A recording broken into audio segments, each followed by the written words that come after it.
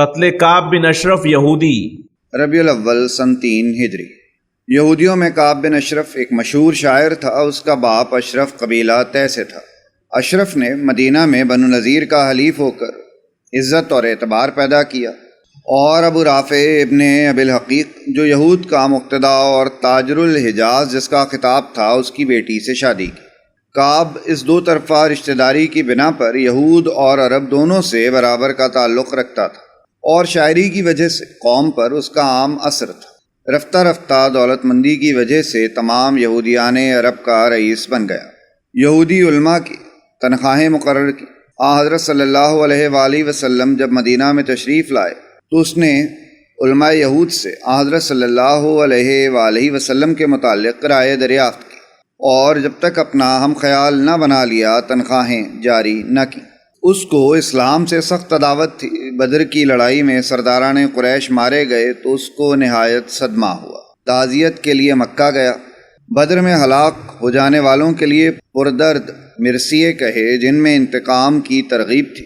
لوگوں کو جمع کر کے نہایت درد سے پڑھتا اور روتا اور رلاتا تھا۔ مدینے واپس آیا تو حضرت صلی اللہ علیہ وآلہ وسلم کی شان میں گستاخانہ اشعار کہنا شروع کیا، اور لوگوں کو حضرت صلی اللہ علیہ وآلہ وسلم کے برخلاف غصہ دلانا شروع کیا۔ عرب میں شاعری کا وہ اثر تھا جو آج مغربی ممالک میں بڑے بڑے ملکی مدبروں کی پرجوش تقریروں اور نامور اخبارات کی تحریروں کا اور میڈیا کا ہوتا ہے۔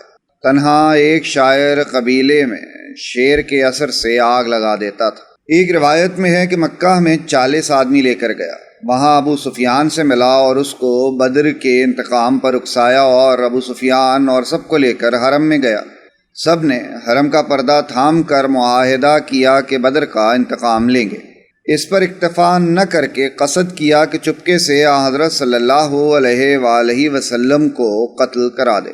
فتنہ انگیزی کا زیادہ اندیشہ ہوا تو آپ صلی اللہ علیہ وآلہ وسلم نے صحابہ سے تذکرہ کیا، اور آپ صلی اللہ علیہ وآلہ وسلم کی مرضی سے حضرت محمد بن مسلمہ رضی اللہ عنہ نے بمشورہ رؤسائے اوس جا کر اس کو ربیع الاول سن 3 ہجری میں قتل کر دیا۔ ارباب روایت نے لکھا ہے کہ حضرت محمد بن مسلمہ رضی اللہ عنہ نے آپ صلی اللہ علیہ وآلہ وسلم کی خدمت میں یہ بھی عرض کیا تھا کہ ہم کو کچھ کہنے کی اجازت دی جائے۔ ارباب سیر نے اس کے معنی یہ لگائے ہیں کہ انہوں نے جھوٹ باتیں کہنے کی اجازت مانگی تھی، اور حضرت صلی اللہ علیہ وآلہ وسلم نے اجازت دے دی، کیونکہ لڑائی میں دھوکہ دینا جائز ہے۔ لیکن بخاری کی روایت میں صرف یہ الفاظ ہیں کہ ہم کو اجازت دی جائے کہ ہم گفتگو کریں۔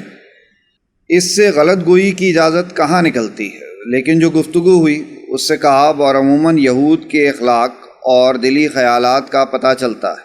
حضرت محمد بن مسلمہ رضی اللہ عنہ نے کہا، ہم نے محمد صلی اللہ علیہ وآلہ وسلم کو پناہ دے کر تمام عرب کو اپنا دشمن بنا لیا، اور ہم سے بار بار صدقہ مانگا جاتا ہے، اور اب تمہیں سے کچھ رکھ کر قرض لینا ہے۔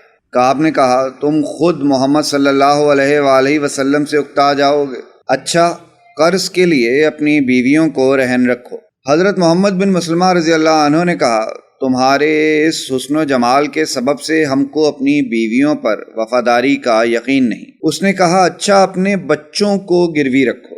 انہوں نے کہا، اس سے تو تمام عرب میں ہماری بدنامی ہوگی۔ ہم اپنے ہتھیار گروی رکھیں گے، اور تم جانتے ہو آج کل ان کی جیسی ضرورت ہے۔ صحیح بخاری میں جو روایت ہے اس میں قتل کا واقعہ اس طرح منقول ہے کہ ان لوگوں نے دوستانہ طریقے سے اس کو گھر سے باہر بلایا، پھر بال سونگھنے کے بہانے سے اس کی چوٹی پکڑ لی اور قتل کر ڈالا۔